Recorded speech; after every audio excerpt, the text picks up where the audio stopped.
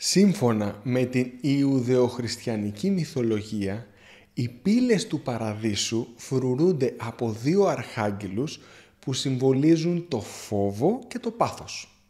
Το μήνυμα που προσπαθεί να μας δώσει η σοφία των ανθρώπων μέσα στους αιώνες είναι ότι ο φόβος και το πάθος μας εμποδίζουν από το να μπούμε στον Παράδεισο. Ο φόβος και το πάθος μας εμποδίζουν να περάσουμε τις πύλες του Παραδείσου εν ζωή, όσο ζούμε δηλαδή. Με άλλα λόγια, ο φόβος και το πάθος εμποδίζει την ψυχική μας ηρεμία και τη γαλήνη στη ζωή μας. Ως φιλοσοφία έχει πολλές αλήθειες να μας διδάξει. Σε κάποιες περιπτώσεις όμως, τουλάχιστον ο φόβος έχει να μας προσφέρει και κάποια ωφέλη. Πολλοί πιστεύουν ότι ο φόβος είναι ο εχθρός της ποιότητας ζωής. Στην πραγματικότητα όμως, ο φόβος μπορεί να βελτιώσει πολύ την ποιότητα ζωής μας και να παίξει έναν πολύ δημιουργικό ρόλο ώστε να κάνει τη ζωή μας πολύ καλύτερη. Ένα από τα μεγαλύτερα εμπόδια στο να υιοθετήσουμε έναν καλύτερο τρόπο ζωής, να φροντίσουμε δηλαδή τη διατροφή μας, να υιοθετήσουμε τη συστηματική άσκηση, να διακόψουμε τις κακές συνήθειες όπως το κάπνισμα και να φροντίσουμε τον ύπνο μας, είναι η πεποίθηση ότι είμαστε αθάνατοι.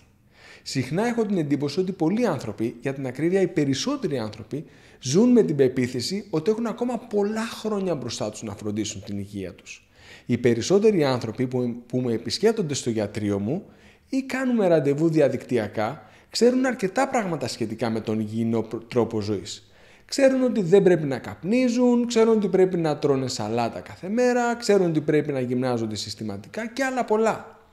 Δεν τους κάνει εντύπωση όταν λέω ότι αυτός είναι ο σωστός τρόπος ζωής και αυτές είναι οι συμβουλές υγείας που πρέπει να εφαρμόσουν στη ζωή τους.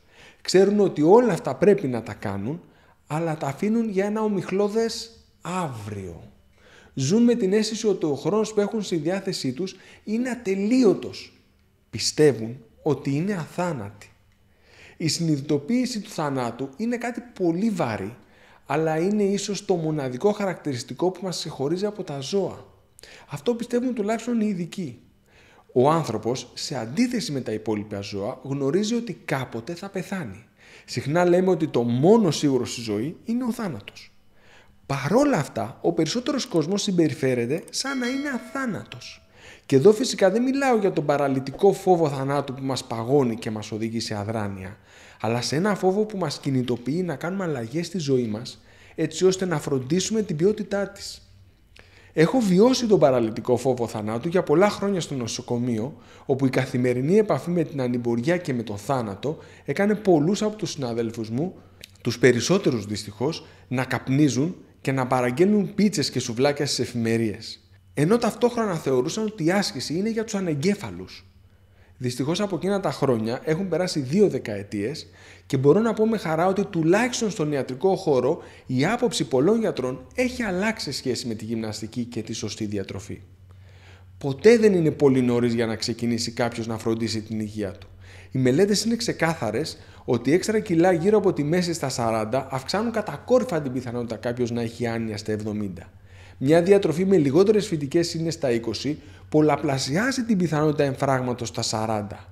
Η παιδική παχυσαρκία αυξάνει την πιθανότητα εμφράγματος στα 40 και τα 50, ακόμα και σε ανθρώπους που μετά την αντιμετώπισαν αποτελεσματικά και μακροχρόνια. Υπάρχουν ακόμα μελέτες που δείχνουν ότι η αυξημένη χολυστερίνη της εγκυμονούσας μητέρας αυξάνει την πιθανότητα να πάθει έμφραγμα το παιδί που θα γεννηθεί μετά από 40 και 50 χρόνια. Αυτά είναι μερικά παραδείγματα που δείχνουν ότι οι επιλογές, ακόμα και σε σχετικά μικρή ηλικία, έχουν μεγάλη επίδραση στην ποιότητα ζωής μας. Ποτέ δεν είναι νωρίς για να ξεκινήσει κάποιος να φροντίζει την υγεία του. Όταν με ρωτούν πότε πρέπει να ξεκινήσω να φροντίζω την υγεία μου, η απάντηση είναι πάντα ίδια. Χθες. Δεν είμαστε αθάνατοι. Και καλό είναι να αρχίσουμε να συμπεριφερόμαστε σαν να το συνειδητοποιούμε.